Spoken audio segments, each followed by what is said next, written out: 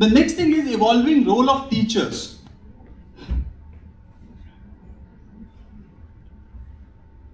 If you remember when I started, I was telling you about the generation that we are dealing with, and the generation is very different. The generation is digital first.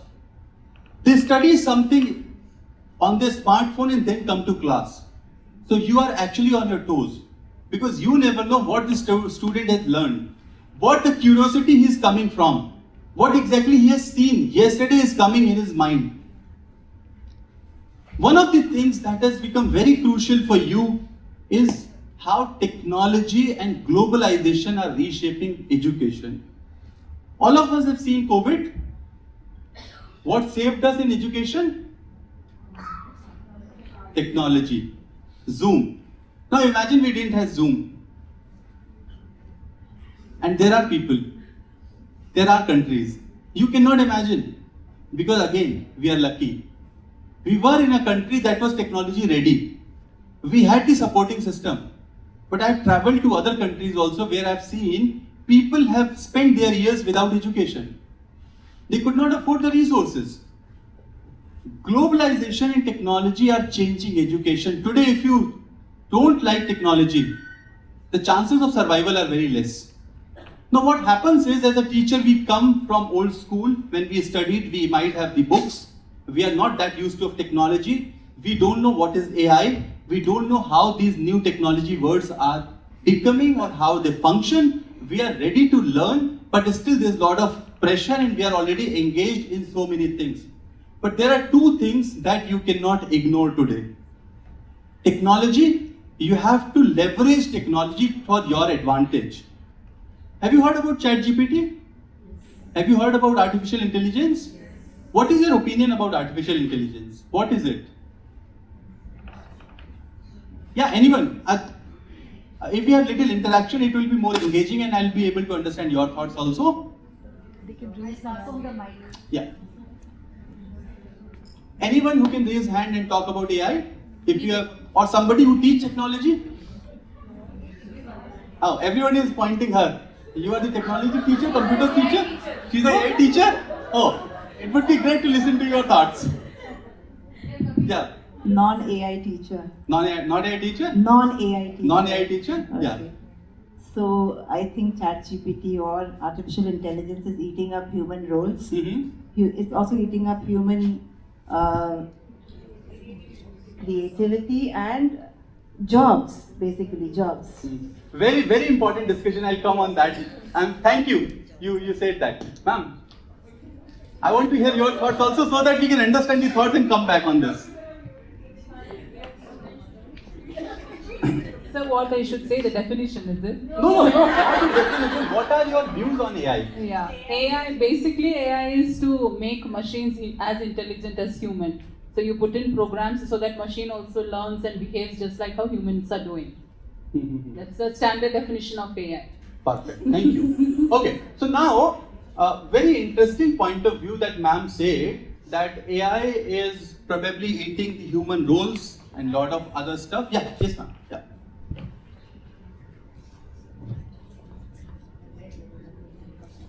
I'm not an AI teacher, again I'm a non-AI, but I've been teaching an IB student who has taken AI as specialization. Okay. And with her I have been growing, and I would beg to differ. I think AI is here to stay. AI is here to and stay. That is AI is here to stay, and we have to beat AI, and the only way we can do it is human beings can be creative, AI cannot be. Okay. And so if human beings are creative, that's the only way to survive in the era of the AI. Technology. Wonderful. I think we can coexist. Yeah. So no choice. Now we have one more view, that is that she thinks that AI is here to stay and we have to. No problem. You can keep the mic. You can keep the mic. I can just add this that what I have seen is, I've come in touch with AI very little. It has minimum influence in my life. But what I've learned is, unless you are intelligent, you cannot use AI judiciously. So you need a certain intelligence and insight to get full advantage of AI. See, technology without knowledge is very dangerous. Just 2 days back, we had an incident in Lebanon wherein 3,000 pagers blasted suddenly. So you cannot use technology without brain. You have to have brain to understand what. I'm talking about insights and not just intelligence. Correct. Yeah. So yeah, insights also. That's what I said. That it blasted because maybe the basic education was not there. Something was missing.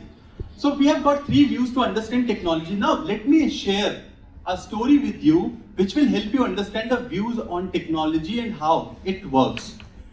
Do you remember which city was the economic capital of India 100 years back? Calcutta. Perfect.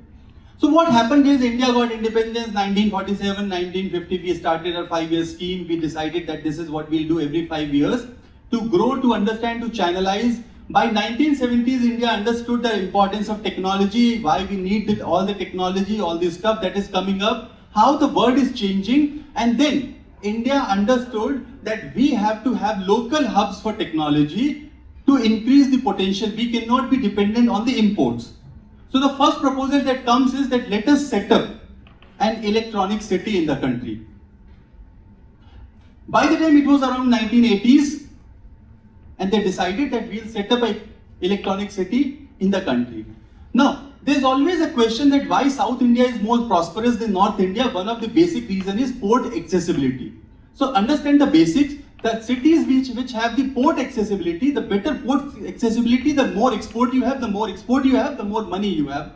That is how Silk Road and all the ancient trades were working, right? It was around the ports. That is why you see all our bigger cities are either on the bank of rivers or on the bank of sea. Okay. So the basic idea for the government was, the first choice was which city? Calcutta. Because Calcutta had been an economic hub. That is the city where the Angrez focused most. You had all the world-class infrastructure available. You are in your golden era. All the India's top industries are running from Calcutta, and most importantly, you have a port access. Now, central government created a proposal and submitted it and thought that we'll start an electronic city in Calcutta. And this is around 1982, 81 or 76, somewhere in that era, 1980s. Okay. Now, Calcutta has a peculiar problem. The government. The local government. Who was in governance? Communist. The communists believe that humans have a shared potential of land and we all should go and do kheti in this land, grow and share among us. We don't need anything else. And they said that people will lose their job if we have electronics. And they have kindly rejected the proposal, we'll pass it. Government went to Chennai because that's the next obvious choice because of port connectivity, everything. But I think Chennai would have some other technical issues with North and somehow it did not work out. There was one city which was very smart. Who captured it? Which one? Bangalore. And today you have something called electronic city. Kolkata's misfortune was Bangalore's opportunity. Bangalore picked it. They created an electronic city. Do you know the people who have made the most money at the time of pandemic are the technology professionals? Imagine the risk of 1980s and the reward of 2020. Do you know why we survived the COVID so easily in our jobs? Because we had something called electronic city. We had something, a foundation from where everything wrapped up. And then we saw the technological revolution in the country. Of course, the credit goes to the people also. Now, the next thing happens. It comes 2000s, the year 2000. And the central government again decided one more thing. They said that the banks should be computerized.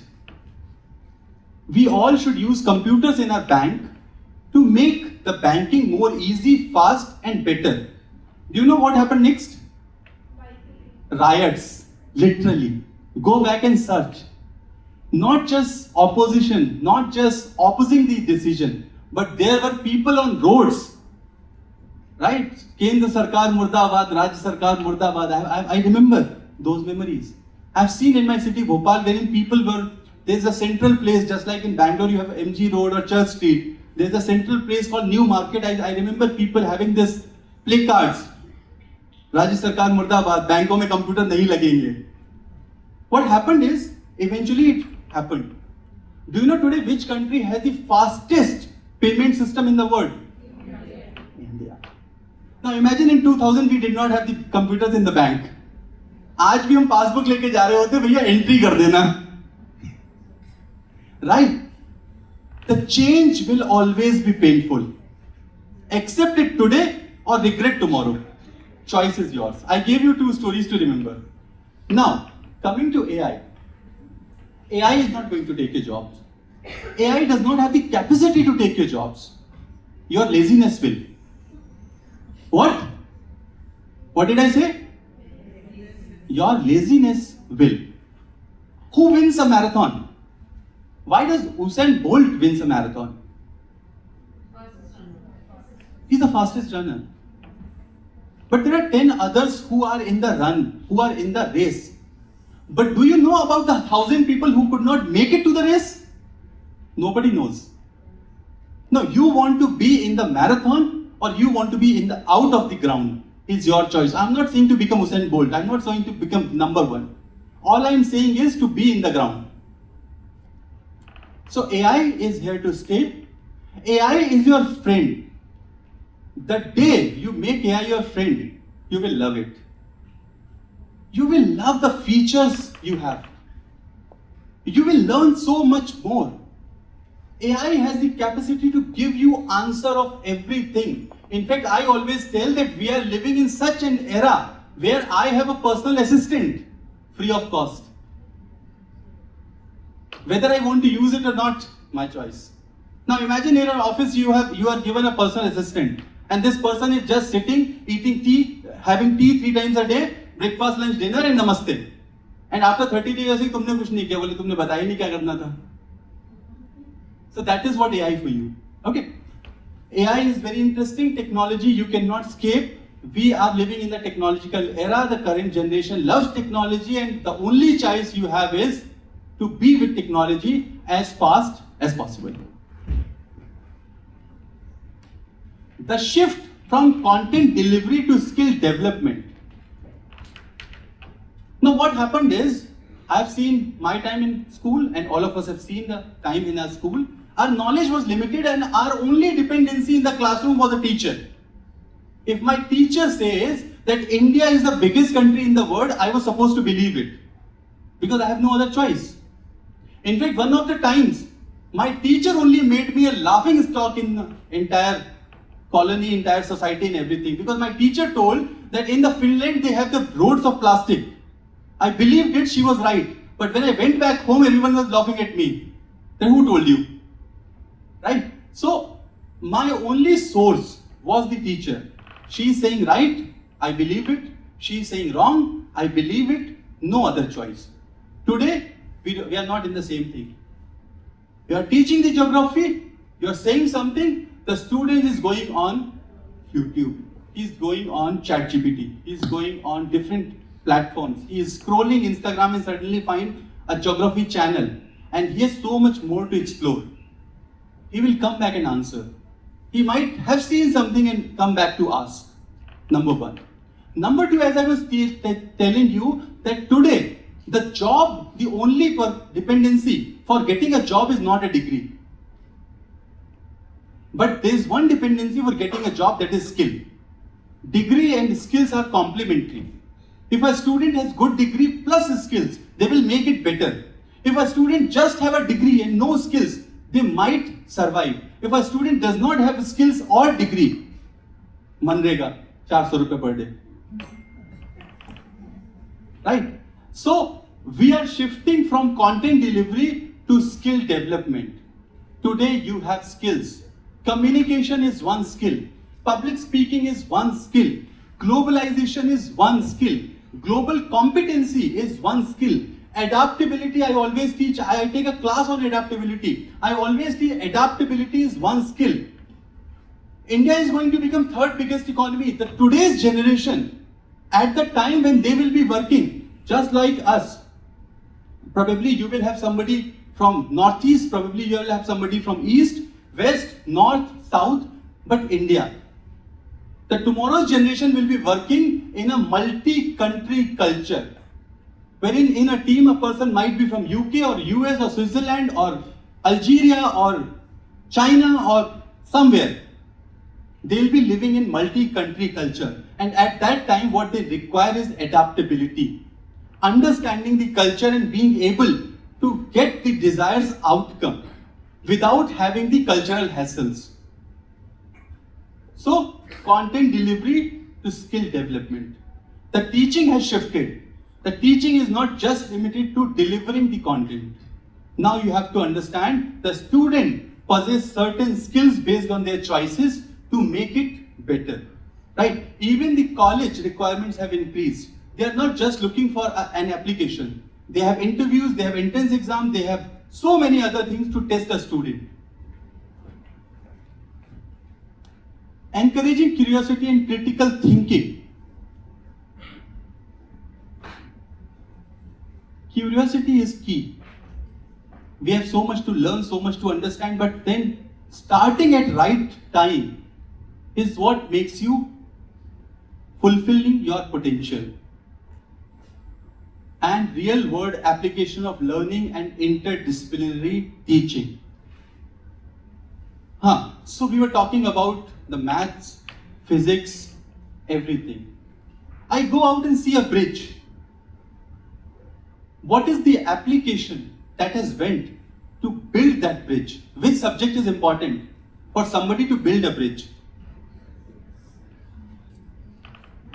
Maths and physics? Yeah? But I'm not sure, I'm not talking about DPS, but in general I'm seeing how many times we would have seen that we have taken a student to see a bridge, and where are the application of maths and physics work here? Has it happened ever? No. Do you know one of the fundamental subjects of footballer, the people who play football study? Physics. Have you taken a student to a football ground to see physics in action?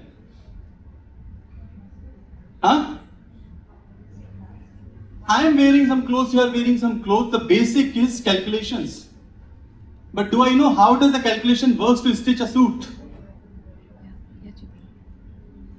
We are in a room, construction is done, sound is done, some chairs are there, lot of application of physics, chemistry. You are sitting on a chair.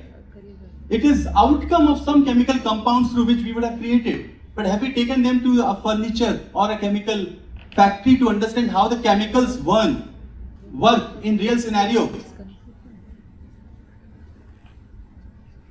So when I was in class 12th, I had this chemistry, organic chemistry, inorganic chemistry, never understood. The only thing I could learn out of that is K2SO4, AS2SO4 ka whole thrice 24H2O. And that's the end, something I ended up. Real world application. Today, when we understand what we teach and we make them understand the real world application, you might need not to take them to show a bridge. But even if you show a bridge or a video of a bridge in your classroom, a construction of a bridge and how physics and maths is working here, they will have much more understanding of practical life and they will love it. Otherwise, there is no correlation. And that is where the disconnect comes from the subjects. I was talking, we had a principal's webinar recently, and I was talking to a principal, and then she was sharing experience of her son. So she was sharing that her son who loved maths, who wanted to have physics, maths, chemistry, but he also wanted to do biology. And somehow the school did not allow to have all 4 subjects. So either he can have physics, chemistry, maths, or he can have physics, chemistry, biology. No problem, the student passed out, he studied further, he went to Norway for his further education, and today he worked in an AI company which work on mind nerves. And do you know why he got the job in that company? Because while he did not study biology, his key core interest was biology. And he made sure he learned of his interest. And when the time came, he could answer everything that was required to clear the job interview. Real world application. Right. So there are a lot of things that we can learn from. This is what is evolving. The role of technology, we have already spoken about. That technology is indispensable. Now, one more thing I want to tell you here is that a lot of times in your classroom, you would have seen the cases of excessive use of technology. The students are addicted to Instagram, they are content creators, they are loving it. There are some cases of using mobile phone in classroom. I don't know how your school function, but you will see a lot of things. Now, I always see students have a bias towards, teachers have a bias towards technology. Sometimes it clearly shows that we hate mobile phone. If you use mobile phone, that's the worst thing I can see. We need to understand that these students are living in this world. They are born in technology. They are raised in their house watching YouTube as a pastime. Have you heard Cocomelon? Do you know about Cocomelon? How many of you as a mothers have shown your kids Cocomelon? Wow, great. Cocomelon is an interesting case study. Okay, I will urge all of you to go back to your house and learn about Cocomelon. Cocomelon is such an interesting case study to understand how addictive content is created. So do you know how they created Cocomelon? They created Cocomelon, actually kids sitting there who are their target audience. So now they are playing a Cocomelon video and they are recording these kids. And the moment they are seeing that kids are distracted, they understood this is what to be cut. Doing it again, doing it again, doing it again, until they have 100% perfection of a kid not blinking their eyes in front of the video. And that is how you create addictive products. Now what happens is, as a mother, somebody has shown Cocomelon to their kids and they are addicted to screen, and then the kid comes to school and you want them not to see the screen. Imagine the change. The entire world changes for a student. His mental state is something else. You want something else. That is when you need to understand students' state of mind. What exactly is happening? Why they are seeing this screen so much? And how do we handle it? Just outrightly saying you hate technology and you cannot use mobile is not going to work for this generation. And you also need to love how technology works.